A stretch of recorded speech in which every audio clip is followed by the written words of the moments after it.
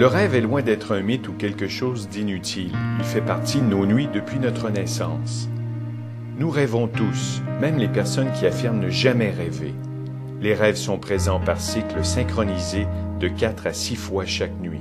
Il y a 3 caractéristiques. La première consiste en une isolation sensorielle, donc les sens sont au repos, on ne voit pas, on n'entend pas.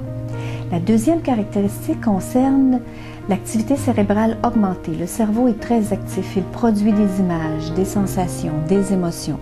Et la troisième, bien sûr, consiste en la paralysie musculaire. On ne peut pas bouger, donc on appelle ça une atonie musculaire. La deuxième fonction, très importante pour notre intellect, c'est de consolider notre mémoire. Durant la journée, on a absorbé beaucoup d'informations, beaucoup de matériel intellectuel. Et là, en sommeil de rêve, il va y avoir un tri qui va se faire. Donc, dans la mémoire à court terme qui est inutile va s'effacer. Et ce qui est utile de conserver va s'en aller dans la mémoire à long terme. Ce qui fait que le lendemain, on se souvient davantage de ce qu'on a appris la veille.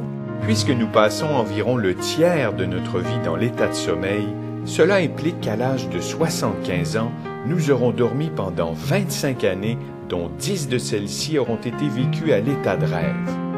De jour, la première chose à faire, c'est de se créer une affirmation qui nous va bien, genre « je me souviens de plus en plus de mes rêves ».